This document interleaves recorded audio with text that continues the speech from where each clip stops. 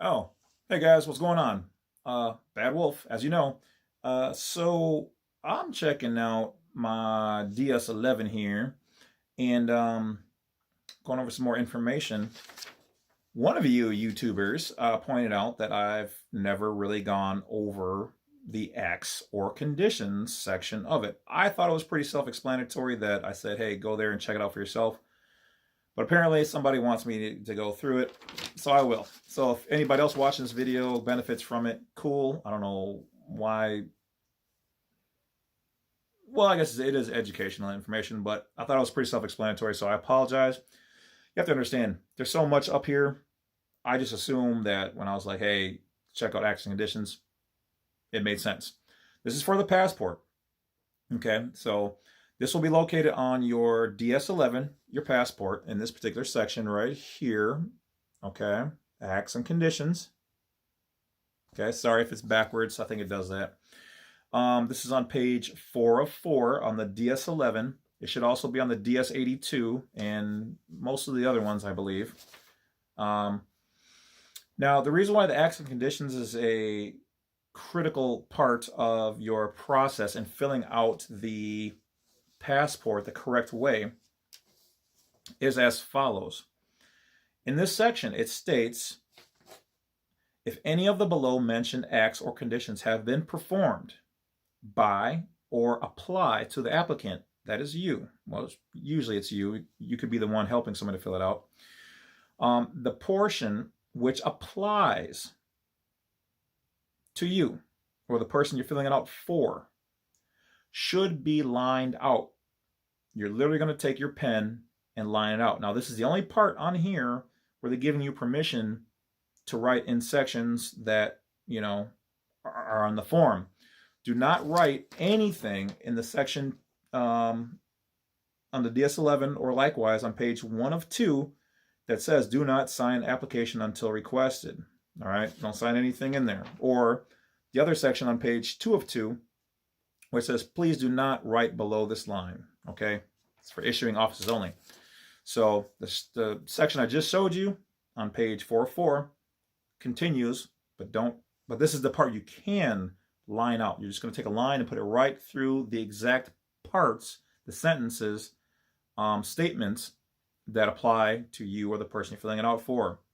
It goes on as follows. I have not, since acquiring United States citizenship or nationality, been naturalized as a citizen of a foreign state. Okay.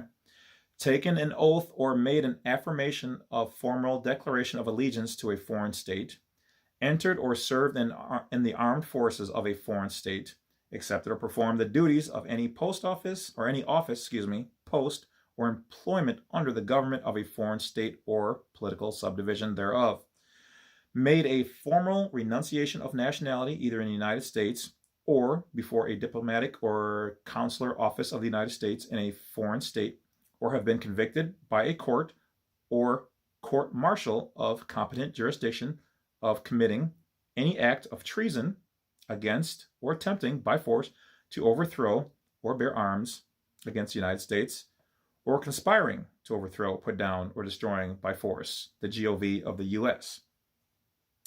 Furthermore, I have not been convicted of the federal or state drug offense or convicted of, blah, blah, blah. And it goes on. Okay, I won't read the whole thing. Sorry. That being said, so if you have done any of these things, you want to line it out so they know. So if you've taken a foreign post, you're in you've joined an army of a foreign state, you have to line that out so that they know it applies to you. Okay, if they find out about it later, you definitely are going to be denied.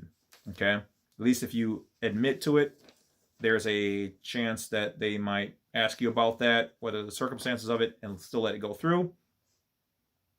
But they kind of want to know some of the main things, and also like here, like a felony, federal prosecution, gone before a grand jury of investigation, any of those kind of things. All right, some of those things can be explained why you were there, or why you had to do this or whatever else, or you did and now you're no longer a part of it. All right. So that's it, guys. Not a real long video on this one, but that's where you find the acts and conditions and how you address it properly. Is if any of those things attain to you or your situation, you line through it. And then what you're going to want to do if they do apply to you is create your own explanatory statement and put in the entire terms, reasonings behind it, why you were there, if you're still a part of it or what you did, and either you're out of it, it was clarified, you were found not guilty, or it's pending or whatever else. Okay, so you'd put that in there. So that's about it, guys. Not a super long video, just more information for, you know, those people who weren't sure what the acts or conditions were, where that section was. Because a lot of people apparently don't really read all of this stuff like I do. Because I'm bored and I like to make videos. No, I'm really not. I don't mind making them, but I'm not. Okay, yes, I was bored and I did read all this. I like to read a lot of stuff. Okay. So anyway, that's about it, guys. Short and sweet.